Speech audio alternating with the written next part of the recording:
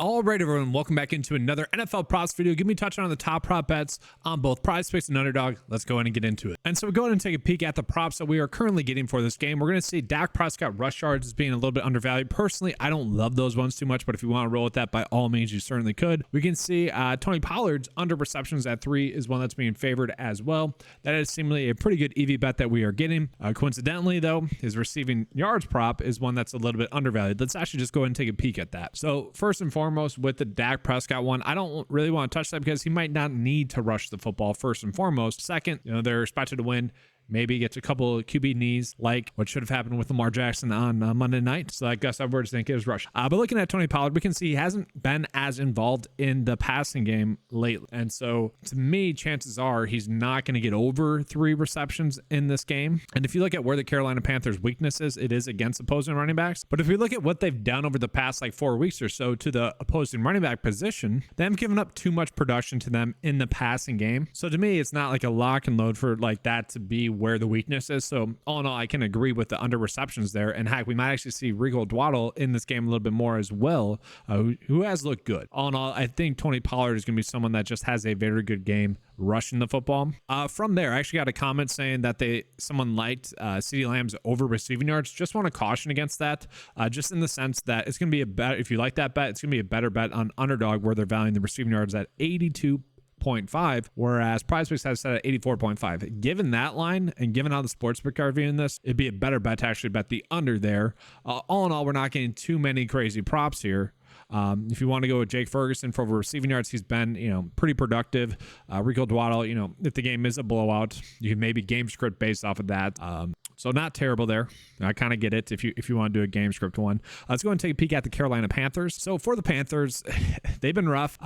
This one with Chuba Hubbard is extremely interesting. I predicted on the last game for the Panthers that I thought Miles Sanders would get a lot more work. A lot of people thought that was the wrong take. Miles Sanders at this point of the season, and I say that because it's so weird, fresh legs matters. And I know Miles Sanders being out, I think that has just led to him having fresh legs and looking a little bit better. And so I'm looking at Miles Sanders for receiving yards, and that might be something that's intriguing to me. And I say that because last week we saw Ty Chandler really look better than both Cam Akers and Alexander Madison. And although I think Ty Chandler has always been the better runner, I think it's a little bit of just not having that wear and tear throughout the season. That might have been just what happened with Miles Sanders the past couple of weeks. We look at the snaps. Yeah, Miles Sanders playing 40% of the snaps. If that becomes more of a 50-50 split, I don't think that would be shocking at all. He is a better just open field playmaker. And where Chuba Hubbard hasn't looked as good lately, I'd be fine with that. Obviously, they're going to be playing from behind as well. So I think Miles Sanders is going to get involved in the passing game a little bit more.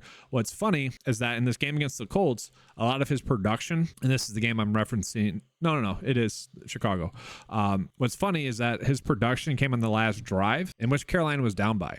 So kind of got a little bit lucky by that, but at the same time, it's going to be a 10-point spread. So if they are playing from behind, it was nice to see that was Miles Sanders in that situation. So if they're playing from behind, I think we're going to see Miles Sanders in that same situation again. So thus, I don't mind the over receiving yards. I think that's a better sportsbook bet for you guys. DraftKings, FanDuel, BetMGM, whatever that works.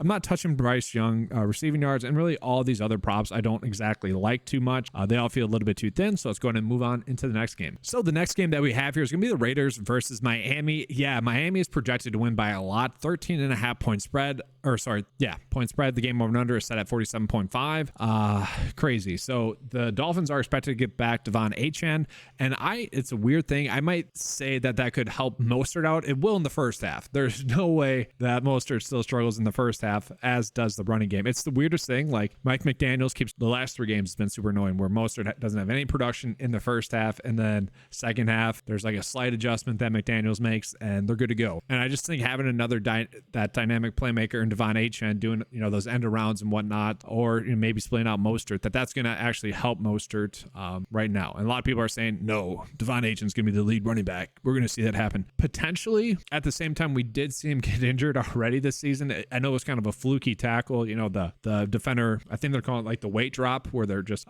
lifting their legs up and just dropping their weight onto a player. Kind of a fluky instance, but at the same time, maybe they also try to limit Devon Achane's workload as well. So all in all, I'm hoping we get a good Mostert prop. I do think Braxton Berrios being questionable is something to monitor.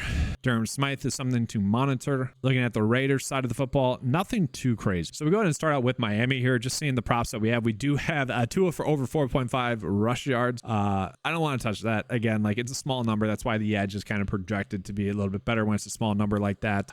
Under passing touchdowns at 2, this is pretty much being valued as a push. It has a minus 190, a 61% chance to get over 1.5 passing touchdowns. The projection data actually likes that at 2.2, but at 2, it's basically being favored as a push. That's what that is telling us. Tyreek Hill, I don't need to touch that. Jalen Waddle, I don't feel the need to touch that. Are we getting any Mostert props? Let's take a peek. We are rush yards, 57.5. I was hoping that'd be a little bit lower. Now, don't get me wrong. There is probably a little bit of risk with this, but in a game where they are projected to win by that much, I would imagine they're going to be able to get the ground game going in the first half. Again, guys, like literally the last 3 games, Mostert had basically 0 production in the first half. And again, a lot of people are going to be saying, well, Devon Achane's going to be back. He's going to be the workhorse running back, which all in all, maybe. It's just we haven't seen Mostert not be the number 1, right? Until we see that, I'm going to operate under the assumption that Mostert is going to be the RB1 in this offense. And really what I think we're going to see occur is probably Jeff Wilson's snaps go down a little bit. Ahmed's better go down more. He has not looked good. And so I think maybe they'll both get 10%, or who's ever active is going to get 10%, but I think it's going to be closer to, this 52-ish% from Mostert, probably 40% for Devon Achane. And maybe it's like a 50-50 split, but you got to remember, they can be on the field at the same time together. And once again, I do think that just Achane being back could actually open up a little bit more holes for kind of the design, kind of the end around plays, kind of the tosses. So it's interesting. I wish that number was a little bit lower, and I feel better about it. But all in all, he's projected to get 64.6, so I think we're fine with that. Then from there, that's really the only thing that I think we have an edge on. Again, that does feel like a better bet on one of the sports books. Let's go ahead and take a peek at the Las Vegas Raiders. So Aiden O'Connell's had a strange season. Like he definitely did not look as good as what the hype was coming out of camp. And we see that a lot. These quarterbacks, and I was guilty of this when I first started playing preseason NFL DFS. As I've gotten older and I guess wiser, if you will, I realized that there is a very big difference between practice squad players, third stringers, second stringers, and first stringers. So O'Connell, you got to be a little bit encouraged with the improvement that he's had each week, but all in all, don't love him just yet, right? I will say I do like the slight correlation that we have here. Jacoby Myers over 3.5 receptions. This one has went down slightly. It was a 54, maybe 55% likelihood to hit earlier on this week, still at 53% likelihood to hit. I don't mind that. And then you could also toss in Aiden O'Connell for over 19.5 completions. Let's take a peek at both of those. So O'Connell, the expectation is going to be that they're going to be playing from behind it, and he's going to have to throw the football a little bit more. Not exactly a difficult matchup, but he really hasn't had 2 difficult matchups just yet, and so we need him to throw the football more. And he also does need to get the football to Jacoby Myers a little bit more. Now, the last matchup against the Jets was a difficult matchup. Still had 2 targets, still had 2 receptions. All in all, oh well. It was a little bit of a better matchup for Devontae Adams there, where they move him around. He's a good zone beater. Jets run a lot of zone. This should be a better matchup for him, so I don't mind the over 3.5 receptions, but that's kind of it. So now let's go ahead and move on into the next game. We got the Bears versus the Lions. The Lions are, just jumped up to 8.2. So kind of that's what I like about this tool, guys. The ODDSJAM Sportsbook view is that the data is updating live as well throughout games, but you can find where the best lines are. So FanDuel, they're 7.5 point favorites. DraftKings, they're 8. You can see a slight line difference there as well. So, definitely take advantage of that. It is a very high game total, and I worry that might be too high. Like, I don't know if you guys have been following the channel. I've been saying that, accurately, I would say that Justin Fields wasn't living up to the hype that he was getting. He was the highest ticket on a lot of sites to win MVP, like the highest percentage. He had the highest amount of MVP bets for him at the start of the season, which to me was mind-blowing for a guy that struggles to throw the football. And I will say, I think him watching Tyson Bagent in that offense should help him, because it might have been just one of those things where you're playing, you're in the thick of it, you hear what the coaches are saying, you're listening to what the coaches are saying, but now you literally get to see what they were saying. Like Bagent was doing what the coaches would want, getting the ball out early, getting the ball out quick.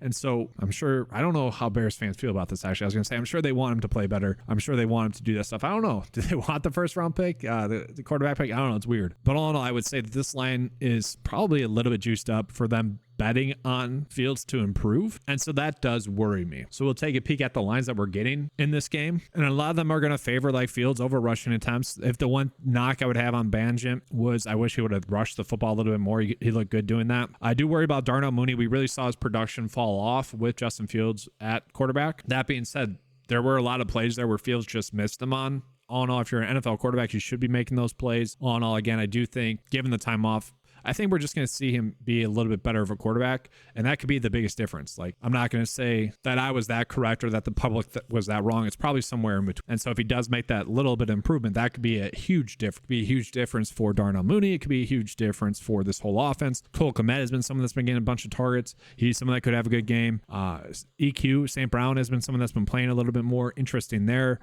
But all in all, not too crazy about this spot. I actually don't know what to think. Let's put it that way. It's a little bit worrisome of the kind of bets that we are getting there. And now we take a peek at the props that we are getting for the Lions. Yeah, not touching the Jared Goff rush props. The David Montgomery rush attempts is certainly going to be an interesting one. I personally would say I do like the over there. A little bit of a revenge game narrative, if you will. The Lions haven't played the Bears yet. He is someone that last week in a little bit of a shootout had 12 rush attempts. I do think if this game is going to be more of a blowout, a game where the Lions are going to be playing from ahead, it would make more sense to get the ball to someone like David Montgomery a little bit more. And don't get me wrong, Jahmyr Gibbs has looked great. I was telling people ADP wise to draft Gibbs over Bijan Robinson. I thought it made more sense. Still think that was probably the wrong call. Both of them were probably a little bit overdrafted, but Gibbs has certainly looked good. Now, I don't think he's going to continue to get 57% of the snaps. I think we're going to see closer to a 50-50 split. It was David Montgomery's first game back. I think he's going to be the lead running back, especially if the game is going to be a game in which the Lions are going to be playing with the lead, like I kind of think they will. I think to beat the Bears, you want Justin Fields to be throwing the football. So you get the lead, you just run the clock out. And you do that by giving David Montgomery the football. So that's my long way of saying if this drops to 13, like the average sportsbook line would have it, I'd be fine betting the over there. Jahmyr Gibbs receiving yards is one that's kind of popping up. I actually don't mind that as well. Like, I do think we're going to see both of them. And it's probably going to be a little bit of the Miami situation here, like where they could be on the field at the same time, kind of like the Titans situation with Tajay Spears and Derrick Henry. And he is someone that has proven that you need to get in the ball, especially in the receiving game. So I actually don't mind that one. I think both are fine. From there, I don't want to touch pass attempts for Jared Goff. I don't think he's going to need to throw the football that much. Again, I think the lines on this game are a little bit too high. And all in all, I actually don't mind the David Montgomery rush props as well. Like, you should be able to rush the football on the Bears. So let's go ahead and move on into the next game here. We got the Titans versus Jaguars. 7-point spread almost, 40 for the over and under. So kind of an ugly game. We take a peek at the injury report. We do know that Zay Jones currently questionable. Kind of expected to sit the last I saw. Looking at the Titans, Treylon Burks is still listed as out. Unfortunate for him. You know, both quarterbacks, I feel like a little bit overhyped, really. Now, I would say Will Levis, again, like his first game against Atlanta, I think he benefited from two things. One, Atlanta not being good at stopping the run, which led to a lot of play actions working. And then he had receivers open. Like, they were definitely saying Will Levis beat us, and he did. Then teams were able to adjust. And is he as good as Ryan Tannehill? I mean, I think he will be for sure. I think he's basically right there. And so it makes sense to start Will Levis. Like, I don't think that's really changing the outcome. The issue that Will Levis has had is that they haven't been able to really establish the run, and he hasn't had time to hit the downfield targets. They probably need some quicker passes in the short game for him, but they don't really have anyone. They have, DeAndre Hopkins, who tried to hype himself up a little bit too much. I mean, their best offensive weapon right now is Tajay Spears. And so it's just not a good offense. And so, like, you saw him make mistakes where he's holding on to the football a little bit too long. Can't fault the guy for trying to make a play, right? Jaguars are a pretty good team, I would say. I would say this line for Derrick Henry, I actually don't mind the under on Underdog. It is telling us to bet the under here for him on PrizePicks. Let's just take a peek at that. So we know that Derrick Henry's production is very much dependent on the amount of snaps that he gets. The amount of snaps he gets is really dependent on how the game goes. If they're playing from behind, he's not going to get as many snaps. Now, he's had games where he's been limited, and then we're going to see Tajay Spears, and I think we might continue to see that again. And so if the Jaguars are going to win this game, this is an ideal game for game scripting. Let's put it that way. So if the Jaguars are going to be ahead, you could easily bet Derrick Henry for under his fantasy score. And now, don't get me wrong, Tampa Bay, very difficult matchup. We expected Will Levis to struggle. We expected Derrick Henry to struggle. That's what happened. And why did Will Levis struggle? Because Derrick Henry struggled. So I think that's going to correlate. Like if they can get the rush game going, that should open up the play action. That should open up some easier passes for Will Levis. But I think it's going to be a Tajay Spears game. Tajay Spears looked good. He finally was able to break a couple of plays. He just looks good. He's an exciting player. You need to give him the football. I think we're going to continue to see him get around 10 opportunities. This is essentially like getting almost a receiver, and you're getting a receiver at 18.5 receiving yards. Like I like that. I probably would go with total yards from him. He is just, I know he kind of had a little bit of a breakout game, but he's due for some more big play. Konkua, I'm probably not touching, but if you want to bet the under there, you can. He hasn't been as involved as you would like him to be. Yeah, Will Levis, we're seeing Underdog has the line set at 13. The average sportsbook would have it set at 14. Again, if you think Derrick Henry's going to have a good game, then it's weird, but you probably want to bet the over for Will. That should correlate. Weird, but that's just how it's looked. And that's really nothing normal for the Titans. Like that's where Ryan Tannehill lived, honestly, as well. So it makes sense. And I do hope Tannehill gets, I hope he gets released because I don't know, like he's not great. I think we all know that, but the quarterback play this year across the league has been spotty. And speaking of spotty, let's talk about Trevor Lawrence. You guys have been following the channel. You know I've been probably bashing Trevor Lawrence, but I don't think it's that. I think it's just accurately telling you guys how Trevor Lawrence has played. He's just inconsistent. It's the weirdest thing. Like, do I think he can be elite? Yes. There's literally times in the games where like you're like, okay, only 3 quarterbacks are making that play in the league. And then he's just looks like an average quarterback for a lot of it as well. It's strange. I'm going to continue to operate under the assumption that he's too inconsistent for me to trust on a per week basis. Like San Francisco was a kind of an easier matchup. The Saints, not difficult. The Colts, not difficult. Pittsburgh, not difficult. And he hasn't been able to do much. And really this season hasn't been able to do much. Like you look at the film from other quarterbacks across the league that people would probably bash. It's not that different than from what we're seeing with Trevor Lawrence. It's just like his good, I guess his great plays, his elite plays are really eye-popping. It's tough for me to get there with Trevor Lawrence. We're going to see that the under fantasy score here is, we could definitely bet this both ways. Underdog, bet the over. PrizePicks, bet the under. That's a big discrepancy. Typically, we don't see a prop line difference of 2 for the quarterback position. That is a huge difference, guys. That is massive. And it is the same scoring, minus a fumble. I don't think we have to project fumble. Now, if you're listening to that and you're like, I think Trevor Lawrence is going to have a good game, here we go. You got Calvin Ridley for over fantasy score, and then you got Evan Ingram for over fantasy score. And you would say, all right, Trevor Lawrence has been a little bit inconsistent. He's been borderline, I don't want to say bad because he hasn't been bad, but he's due for a better game. And so you could bet Calvin Ridley to have a good game, because I would say that does partially correlate. Calvin Ridley could have a better game, and then Evan Ingram could have a better game. Like, I'm kind of fine with that. That being said, you would be expecting Travis Etienne to not have a good game. And so I don't really like the fact that those two didn't correlate. Let's go ahead and move on to the next game. We got the Giants versus the Commanders. I'm actually hoping that we're getting some Tommy DeVito rush yards. Very much an ugly game. The Commanders are projected to win, which the Commanders could keep the game close. I wouldn't be shocked by that. That's certainly within the realm of possibilities, but we'll take a peek at the injury report here. Antonio Gibson is doubtful, so Rodriguez is someone that's going to get more work in the receiving game. You might be thinking Brian Robinson's going to get more work in this game. I don't think so. I think we're going to see Rodriguez step into the Antonio Gibson role. He's a shifty back. He's a back that they like. They've actually been wanting to get him the ball more. So this is going to be their opportunity to do that. Looking at the Giants, it is going to be Tommy DeVito at the helm, and that's not great. It's weird. No, I was going to say it's weird. My expectations going into the game, given the stat line, were that he was just trash, and he exceeded those expectations. Like, he played better than that, but that's the problem with giving takes. I don't know what your guys' expectations are. It's tough to really gauge what the public's expectations are. He was bad. Let's just put it that way. But he is a good rusher of the football. And so I kind of like his over rush yards. I do. I think that's going to be the one we attack. Now, it probably sounds weird given the fact that the Commanders have been basically the easiest matchup for quarterbacks this whole year and over the past 4 weeks as well. Rush attempts wise, there have been rush attempts there. And I think that that's his strength. They're going to play towards his strength. This should be a better matchup for Saquon Barkley as well. Receiving wise, you would hope that they could have a good game. I mean, one of the better props we're seeing for him, it's only a 52% likelihood. His pass attempts for over 27.5. I don't know if I see that. Saquon Barkley, if they can keep the game close enough for long enough, I think he's going to get both of these overs. That's really the bet there. Your game script betting at that point. But all in all, we don't really know what to expect. I mean, Darius Slayton, you would hope he'd be able to get 24.5 receiving yards in this game, but it does feel a little bit thin. So we go ahead and move on into Washington. Curtis Samuel is kind of falling into the same trap that he did last year, where started the season out pretty well, fell off. John Dotson's now getting a lot of snaps, a little bit streaky of a fantasy producer, but Probably going to see him a little bit more as well. So where we're seeing the under 3.5 receptions for Curtis Samuel, I probably agree with that.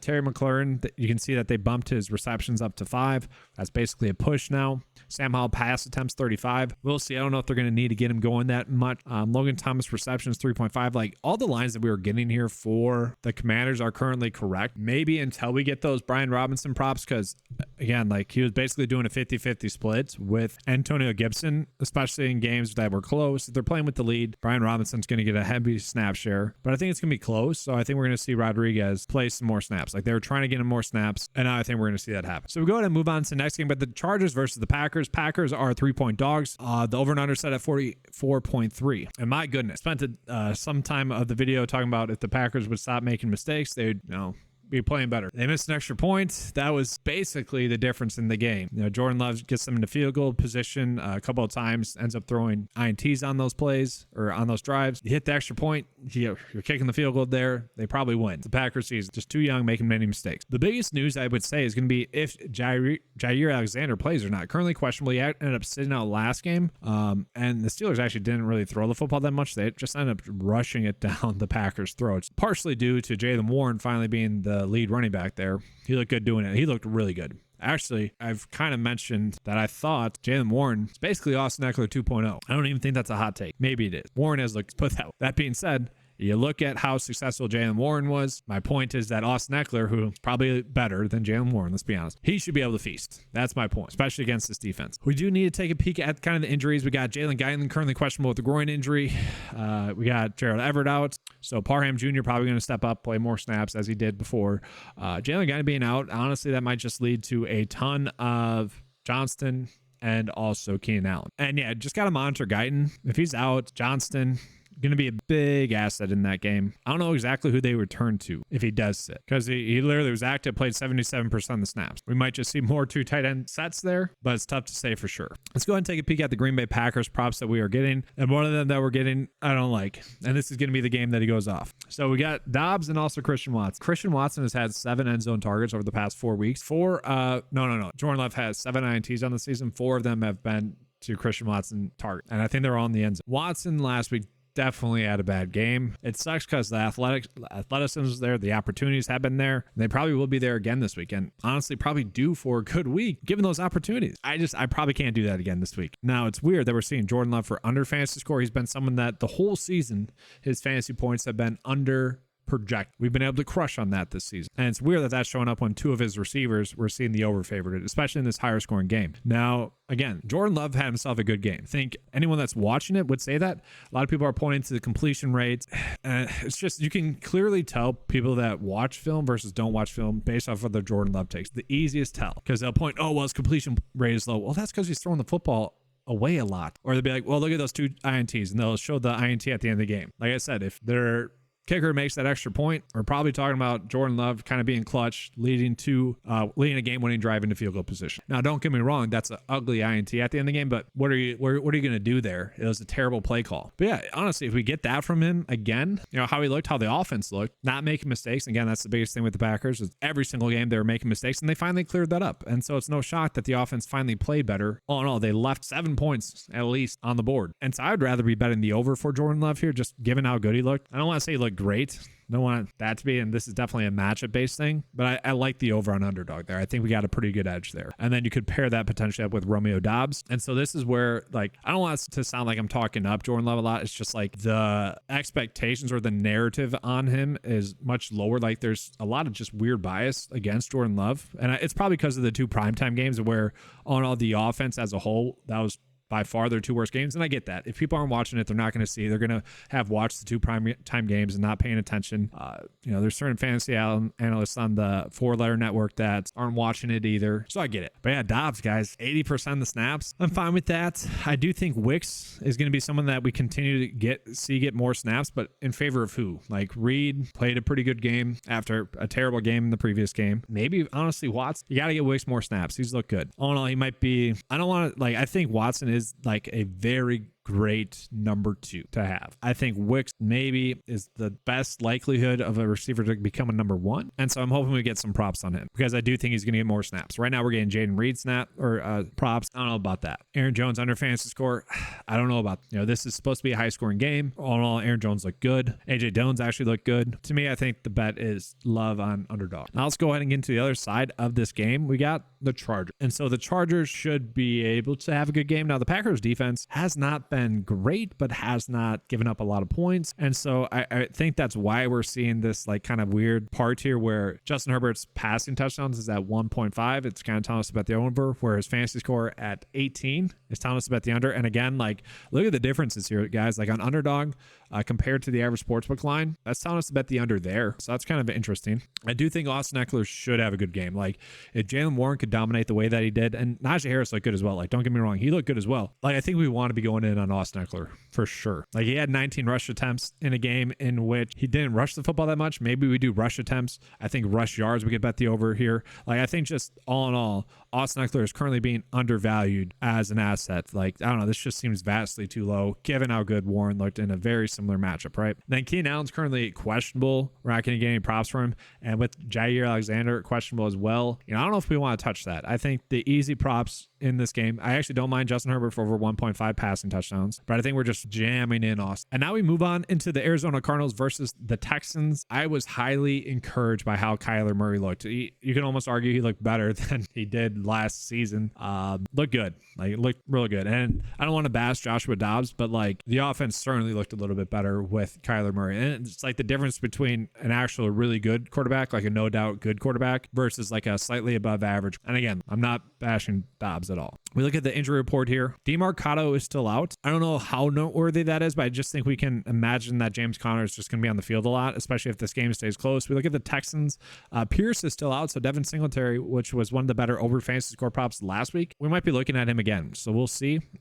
We do need to get some updates on their receiver situation. Noah Brown questionable. Robert Woods expected to play, expected to be good to go, expected to get more snaps. So definitely something to monitor. I don't know if we're going to get any big props for that. Let's go ahead and start out with the Cardinals. And I do just want to show you guys the snap counts from last week. Like Marquise Brown played a heavy snap share. We know that. Trey McBride playing a heavy snap share. That's great. Michael Wilson instantly came back and played his heavy snap share. The thing I wanted to point out though is going to be James Conner actually playing, a lot of snaps. And when he's not on the field, like we did see 20% of Keontae Ingram, we might actually just see Rondale Moore get a couple of carries in the backfield, which he has done. And then Zach Pasquale, he's out as well. And so I think we're just going to see a lot of more. It's going to be a highly concentrated offense, so it should be easier to predict. And so we look at these ones that we were getting here. Like I kind of like the Cardinals in like a sneaky game stack. Like they'll probably make better bets on the sports books again, where we're not having to worry about like percent edges and whatnot. But like Trey McBride looked good. Kyler Murray looked good. I don't mind, betting McBride over receiving yards, and then maybe even Kyler Murray for over maybe rush yards, pass attempts, pass completions. Like I think he's going to have a good game. I was highly encouraged by that. I don't mind James Conner for over rush yards as well. The issue that we have, and just in general, all these, like Michael Wilson, I think he's going to get a big improvement with Kyler Murray. And if this game is a little bit higher scoring, I just like it. Like James Conner looked good, instantly looked good. I wouldn't mind his over rush attempts. Now they went against Atlanta. Atlanta has been like the ideal start for a quarterback. It really has been. It's actually crazy now that I think about it. Will Levis looked like a beast. Kyler Murray looked like a stud. Jordan Love looked good against them. It's just the ideal spot. Someone mentioned that in the comments like a month ago, and I totally agree. It is. If you want your quarterback to look good, a rookie quarterback or just a quarterback coming back from a start, have them have it against Atlanta. But yeah, I mean, Houston is going to be a better matchup seemingly as well for all these guys. Like again, Marquise Brown played all the snaps, only 4 targets. You expect that to get corrected in this game. It was just a Trey McBride game, had a really good game. Rondale Moore was a little bit more involved as well. Like I just think we have a lot of good game stacking opportunities. I think this game has a good chance to be a little bit higher scoring and a little bit closer. Again, Michael Wilson, I think he's going to play a little bit better as well. So I think we got some good opportunities there. Trey McBride, let's just show it as well. Like he had himself a very good game. He looked good as well. I don't like, obviously 100 receiving yards is fluky and whatnot, but he's good. Like he just is. Like he's literally Zach Ertz 2.0. No, let's not say it, but he's talented. And so the production that we saw with Zach Ertz getting this offense with Kyler Murray in years past, I think we're going to see that with Trey McBride. And that's kind of the issue, though, is that like if Trey McBride has a good game, sure, like Marquise Brown or Michael Wilson's not going to. But oh no, I'm probably a little bit overexcited.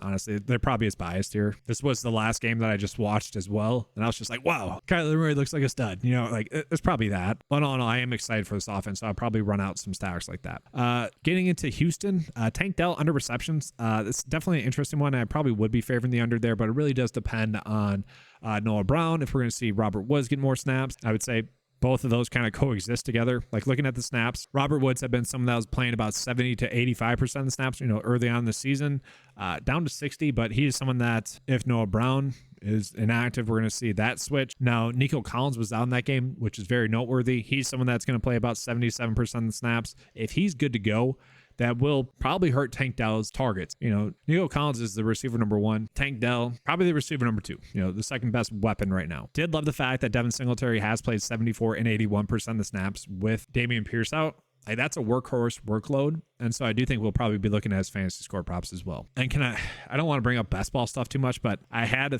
few CJ Stroud, Tank Dell, Nico Collins stacks that are great. And I don't want to talk about best balls too much, but one of the luckiest things that's ever occurred to me, probably in betting, and I hope I'm not jinxing it, is I drafted a lot of Joshua Dobbs later on in the preseason, I guess, when it seemed like he was going to be their starter. And now I have him stacked with a little bit of KJ Osborne, but a ton of TJ Hawkinson. Like what? Like it was just the luckiest thing ever. And that could honestly be a big difference for me best ball wise. But looking at it, like I want to get some probably exposure to Nico Collins a little bit. I want to get some Devin Singletary fantasy score. Like if it's at 10.5 again, I'm definitely betting the over there. I think the data will want to bet the over there as well. Once we start getting those props for this team, I think that's going to be more telling.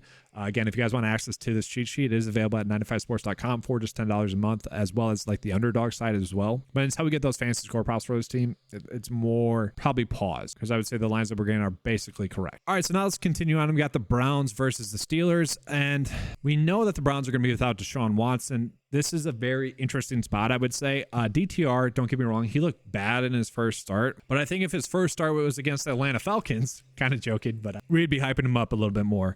He did look good in the preseason. Heck, you thought he looked like a little bit of a Deshaun Watson clone somewhat. I mean, I like the backups that they have in this offense. I love when teams do this where they're getting similar backups. PJ Walker, DTR, they're similar backups to the starter of Deshaun Watson. And all in all, this was probably the correct decision. Tennessee, he didn't do much against Baltimore. A difficult matchup for a quarterback to come in and start against, right? Like it's easy to see that. Pittsburgh is a little bit easier of a matchup. I don't expect him to struggle that much, and I actually don't mind the stack of him, and I'll show you guys that in a second. Like it's just tough for me to imagine him being that bad again. Like he looked pretty good in the preseason. Like all in all, probably the most impressive quarterback in the preseason, and his first start was a bad match. And so I think we're getting good lines because of that. Like, let's put it this way. If this was his first start, I don't think we'd be getting the lines as low as we are now. So yeah, that's a big thing for the Browns. Then we look at the Steelers. Good to go, but they have a difficult matchup, right? Like Jaylen Warren is going to be starting. I think we're going to see Najee Harris and Jaylen Warren split. Heck, we actually might see a little bit more of Najee Harris just trying to grind out the clock if DTR does struggle. And so we're going to, like, you can make some correlated slips there. If DTR struggles, I think Najee Harris actually gets a lot of rush attempts in this game, you know, really trying to grind the clock out. But the Browns are, to me, the best defense in the league. And so I don't really want to be doing any sort of over bets for the Steelers. There is one that's standing out. Let's start with that, though. So for the Steelers, the one prop bet that's standing out is George Pickens over fantasy scorer, and it's slightly George Pickens over receiving yard. I hate that this one's popping up. I believe he didn't start last week as a punishment for his kind of comment, but then he ended up playing 95% of the snaps. So I didn't see that at all. He might have just not started because of that. He still played 95% of the snap. Now, Deontay Johnson strangely had a weird game there. Like, you would have thought he would have had more snaps, and heck, you would expect Calvin Austin to get more snaps over Allen Robinson. That hasn't occurred yet. Strange. But all in all, George Pickens, it's such a low line, and he is the receiver number 2. He's not going to have as much of a defensive attention, and so it does seem like a low line. If you guys want to go over 2.5 receptions, not bad there. But again, I am not purposely attacking the Cleveland Browns defense. This is just what the data is telling us is the best bet. and I'm okay with that. Whichever way you guys want to go with that, I'm fine. From there, Kenny Pickett under fantasy score, probably okay with that. Again, that's a better bet on underdog. Looking at it from there, Deontay Johnson under 4 receptions, probably okay with that. The one I want to see is Najee Harris. Where's his rush attempt? 11 for Najee. Yeah, I think I'd be fine betting that. And again, the reason I say this, like, Najee Harris hasn't looked bad. It's just Jaylen Warren's better. But in a game like this where you're just trying to grind out the clock, in a game where you're going against a rookie quarterback, I think I'm fine betting him to get over, 11 rush. And all in all, you're taking the ball out of Kenny Pickett's hand. And if you're able to establish the run, it's probably a source of success. So we go and take a peek at Cleveland. So I will say there is like a slight stack I kind of like here. First and foremost, we got Jerome Ford for over his fantasy score. That's seemingly one of the better props on the board. Let's point out as to why. So the last 2 games, he's gotten over 60% of the snaps. Now that has come with Pierre Strong off the field. So he hasn't been taking, any work away from Jerome Ford. So like Kareem Hunt's role is pretty much secure. And so we got to get news on this, because I don't want to say he was a healthy scratch. They might have been being conservative with him, or they're just like, all right, we need to get Jerome Ford the football a little bit more. They need to stop being cute. It's tough to say. He definitely had an injury. He sat out one game because of it. And last week it more seemed like he was a healthy scratch, but we do need to get word on that. Like if we get news that he's going to be a healthy scratch again, then Jerome Ford's over fantasy score is probably the best prop bet that we have available on the board. Once again, that's going to be because he's going to get the snaps. He's looked good as well. He's, besides Cooper, kind of their next best offensive weapon right now. And so I think we would be fine betting the over there. Now I will say Amari Cooper, at 9, I like that. Going against the Steelers, like I do think DTR is going to play better. I don't think he'd be starting if they didn't think that as well. And so I'm kind of fine betting both of these for the over. And so we look at the props that we're getting for DTR as a whole. Like if you want to do passing yards, I don't mind that. Like the Steelers over the past 4 games have given up the 6th most passing yards to opposing quarterbacks. And let's see who they played. Jordan Love, who a lot of people don't like as a quarterback. Then you're saying, okay, then DTR should be able to do that. Will Levis, who people overhyped after matchup against Atlanta. All in all, you probably should be liking that. Jacksonville, where Trevor Lawrence, maybe not the best, maybe not as good as people want him to be. It's another good matchup. And so, 3 straight matchups where people would probably say the quarterback play has been spotty, and they've been able to average well over this. I would say he's going to be able to get over. Now, do I want to do fantasy score? Maybe not. He is someone that rushed the football a lot in preseason, so maybe that goes hand in hand. Basically, if he gets this over fantasy score, he's getting a touchdown. Again, I don't mind that paired with Amari Cooper. And so we go ahead and move on into the next game. We got the Bucs versus the Niners. A 12-point favorite are the Niners in this game. Brock Purdy is expected to have a good game. We'll touch on that in a second. A 41.5 for the over and under. Looking at the Bucs, they're pretty much healthy. Looking at the Niners, pretty much healthy. And so we take a peek at the prop bets that we are currently getting for the Niners. I would say this is probably my favorite one on the whole slate. I'm going to write it down as well. So don't forget about a Purdy for over 1.5 passing touchdown. We saw how heavily favored that they are to win this game. And if that's going to happen, I think it's going to come at the helm of Brock Purdy having himself a good game. And he's someone last week that had himself a good game against the Jaguars defense that, was pretty good. Bengals only won. Minnesota only won. Cleveland only won. Really, to me, the only issue I think anyone would have had was that game against Minnesota. I believe that was a game that Christian McCaffrey was banged up in. Obviously, they didn't have Deebo Samuel. And so with Deebo there, I think all systems are go, especially in a very good matchup, especially in a matchup that is very much a funnel defense, a defense in which you want to throw the football against. So he is someone, 1.5 passing touchdowns. I'm perfectly happy to get there. Deebo, I'm not touching that one. He just gets used in so many ways. Yes. Should he have probably not have had as big of a game as he had last week? Yes, that's true. The game was out of hand. He gets a little bit of I think it was a screen. I don't think it was end around where he takes it to the house. It was like a big play. Kind of a little bit fluky. Like, I don't know. Can't really bank on that most times, but not terrible. From there, not much. Like, I think the clear cut bet that you would make is Brock Purdy for over passing touchdowns there. Flipping it over, we do get a couple of good ones. Mostly just kind of the unders that we're looking at. And I do want to point one out as well. Like looking at Baker, I don't mind the over 14.5 for his fantasy score. Now, it's basically being favored as a push right now, but Vegas likes the over. They would put it at 16. Underdog has it set at 16. And so this is one of those things where you can bet the over on PrizePicks, bet the under on Underdog, hopefully both hit. But the issue that I have with that is like the best bets that we have are literally all the under fantasy scores for Cade Otton, for Rashad White, and for Mike Evans. Now, White has definitely exceeded my expectations. He looks better each and every game. But this is a game in which I kind of feel like the Bucs are going to kind of come back to where everyone kind of thought they were. Like White was able to take a screenplay for a touchdown in the passing game. That was 2 catches that he had. And if anything, you would think that he would have a good game in the receiving department, given the fact that they're probably going to be playing from behind. You know, if you want to do maybe a receiving yards prop for White, you could. It's kind of been Baker's second favorite target. I don't expect him to have a good game on the ground. Granted, last week was a difficult matchup. And then just talking about the play, quarterback wise, like Baker, weird game for Baker. He had a fumble. Thankfully, it wasn't lost. One of his touchdowns was that Rachaad White touchdown. Can't really count on that. Did have a Mike Evans drop in the end zone. Had an INT, which was basically a punt, but he did miss like 3 pretty open plays down the field that probably should have been touchdowns. No, that's just my hesitation to trust Baker, is that he's making the plays that are there for him, and that's kind of it. While also adding like a weird mental mistake in there with the football. And so all in all, where the day is telling us to bet the under, I think we're going to start to see that start to hit. Now, Mike Evans has played great. Chris Godwin's great. And Rachaad White has played well. But I think against the Niners, I do think he's going to struggle. So I would kind of agree. We could bet the under for Baker. I would rather do that on underdog, obviously. And then Kate on under, Rachaad White under, Mike Evans under. Like if they're going to get blown out, I'm kind of on board with that. If they get blown out, maybe Trey Palmer still gets some more work. And so maybe you could still do Trey Palmer for over his receiving yards. He has looked so good. And one of those plays where Baker kind of underthrew a touchdown, one of them was to Trey Palmer. Trey Palmer makes an awesome catch on it. That's a play that maybe is an INT and Palmer goes up and high points it. Great play.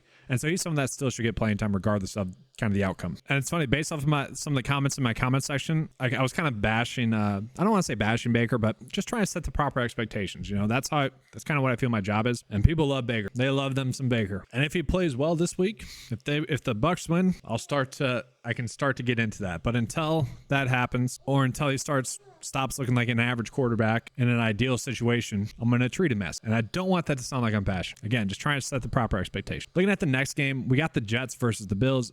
The Bills are 7-point favorites, which I don't know. Josh Allen going against the Jets, even if the offensive coordinator was fired just to kind of ride the ship, correct the ship, I guess, if you will. I don't know. I'm worried about that. Like the Jets defense is pretty darn good, and Josh Allen has been very vocal about making mistakes against the Jets. So I don't know if I really love that. We're looking at the injury report. Dawson Knox still out, so Dalton Kincaid, some we're going to trust. Just to like Khalil Shakir here. Trent Sherfield, questionable. Looking at the Jets.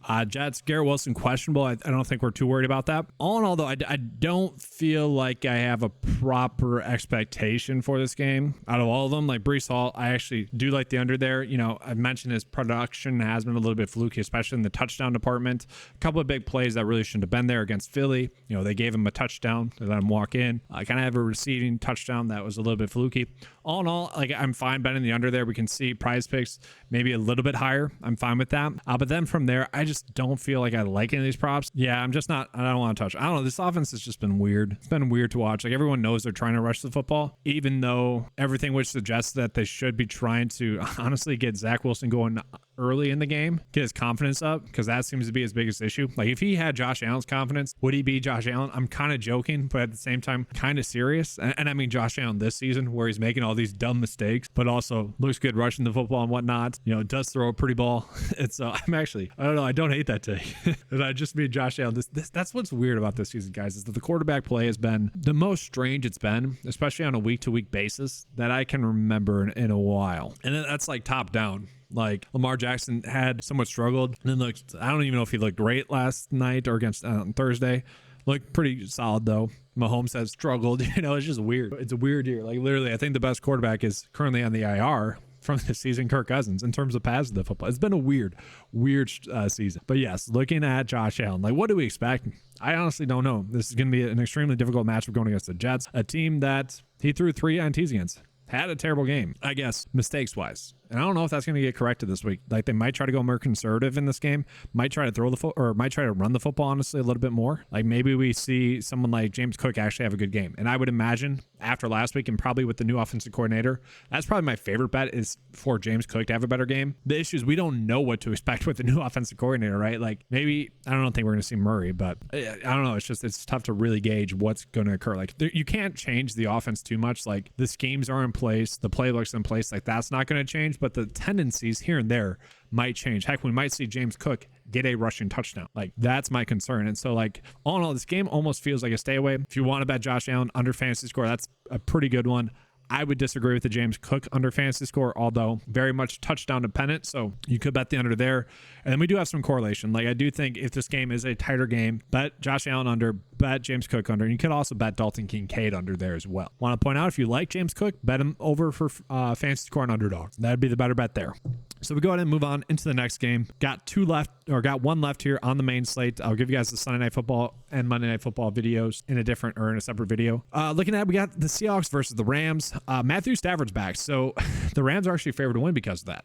Okay, they got Puka healthy, Cooper Kupp's healthy, Kyron Williams comes back next week. We'll see. And Seattle has been, I don't know, they've been annoying. They haven't been giving Kenneth Walker the football, even though he looks better than Zach Charbonnet. Tyler Lockett's currently questionable with the hamstring injury. I think we're expecting him to play at this point. And one thing that I want, guys, I really want this. I want an injury update on Ronnie Rivers. In my season-long leagues, I handcuffed Ronnie Rivers I handcuffed Kyron Williams with Ronnie Rivers, which ended up being probably one of the worst bad beats, because then in a lot of leagues, I had to go out and get Henderson and Royce Freeman, which, locks up a pretty coveted bench spot. But just for season-long leagues, I think he could hold some value. And for what it's worth, guys, if Michael Thomas is banged up, A.T. Perry, go on and pick him up. He's like 0.5% owned. He looked good. He looked like Michael Thomas. I hate to say it. That's such a lazy take. Let's put it that way. But no, I like A.T. Perry how he likes. So, try to pick him up as well. If you have don't just cut someone to cut someone. I mean, if you have someone that you can cut, you're not going to start at all. Kind of worth a look. But this is definitely an interesting game here. I'm hoping that we're getting some good props. I would expect Darrell Henderson to get around 60% of the work again. And so maybe he's someone we can go in on this week. And I think, I don't know, I just like Puka to have a good game. I like Matthew Stafford to have a good game. I just think this game has a pretty good opportunity for us to stack. Now, Vegas isn't like it. It's weird. Like the Vegas total was pretty high. They're favoring the Rams. You would think this would be favoring the over then for Stafford to get 2 touchdowns. And maybe that's because Henderson could have a good game. And all the props that we're getting on him, I don't love. If they're going to be winning the game, though, over 10 rushing attempts would probably be the one I would want to go with. I still think he's going to be the 1A in this, like 60-40 split, where Royce Freeman's getting about 40. Now, they go drive by drive pretty much, but that should be in favor of Henderson. But yeah, all in all, I feel like this is a game that we can stack, and we know it's very much a highly concentrated offense. Like Cooper Kupp, Tutu Atwell, Puka, and Tyler Higbee, they're going to play all 90% of the snap. And so that's where I kind of like it for a stacking opportunity, because if Matthew Stafford has a good game, and if he's not that banged up, then everyone else should also have a pretty good game. So I don't mind kind of blindly just stacking them, betting on Matthew Stafford having a good game. Let me take a peek at the Seahawks. I do want to show you guys the snap counts for that team. And for that team, we got DK, Tyler Lockett. That's no surprise. JSN, 60%. He's been playing that. That's not really a shock. What's annoying is that they are playing Zach Charbonnet in the lead running back role, which to me is just wrong. I would be fine if they were splitting the work. I would be. And production-wise, it's still Kenneth Walker leading the production. So, when he's on the field, he's getting the ball pretty much. But I think it should be a 55-45 split. I don't want it to sound like I'm poo-pooing on Zach Charbonnet there. It's just Kenneth Walker has been kind of clearly better, I would say. And so it's just weird that they're doing that. And it's not like they're limiting Kenneth Walker's workload. It's not like they're worried about him getting injured, because you see 19 carries, and so it makes sense. And I do want to point out that it does seem like if they're playing with the lead, or if the game's close, Walker is probably going to get more work, or if they're playing from behind, he's not. I don't know if we have a big enough sample size on that, but it does seem to be a thing. And then looking at the props that we're getting, the Parkinson one's a little bit interesting, but all in all, don't love these props. So let's go ahead and show you guys kind of my bet of the day today. Last week, I had a lot of great stacking opportunities. I'm not sure we actually have that this week. I think it's going to be a little bit more of a straightforward week. That being said, let's just pull up the whole book here for you guys for PrizePicks. We have a ton of pretty good edges fantasy score wise as it sits right now, and then especially if you compare it against Underdog. And what I'm going to do is I kind of want to take the rush yards out, especially for quarterbacks, out of this sample, because I just don't like those. So I'm going to take that away real quick, and even receiving yards as well. So we can see a lot of the best prop bets that we would have then is a lot of over fantasy score prop. And then Brock Purdy. I think Brock Purdy is a good one. I don't mind George Pickens over his receptions. I'm kind of okay with that, but I do like the DTR stack. Jerome Ford I like. All right, so here we go. Here are going to be my favorite bets for this week right now. A lot of this is a little bit dependent on news and whatnot. I would say the safest ones, Brock Purdy, I feel pretty good about that. Dobbs, his situation isn't going to change at all. Trevor Lawrence, the reason I like this one is, one, the data's telling us to bet the under pretty heavily, but two, if you look at his fantasy score prop on Underdog, it's set at 16. If you guys don't like this bet, please go to Underdog, bet the over there. I just want to remind you guys, if you do that, make sure to use the promo code here. 9 to 5 spelt out. You get 100% match on a deposit of up to $100. That is going to help the channel out here as well. So if you guys do that and you're new users, new users, make sure to check that out. Jerome Ford is very much dependent on Pierre Strong either being out or just not playing. We got to see the news on that. That's worth a Twitter search before you finalize that one. And then George Pickens, you could do 2.5 receptions. I don't love that. I actually like Cooper, I think, a little bit better. Amari Cooper as like a stack with DTR, but that's the way I'm getting to that, is if I'm stacking DTR and Amari Cooper. Decent kind of props that you can run out in that game as a whole. So that's going to be all for this video. Thank you guys for watching. Make sure to give a like and subscribe. Hit that notification bell so you don't miss out on any great EV bets or any great coverage. Thank you guys for watching. And as always, let's keep cashing.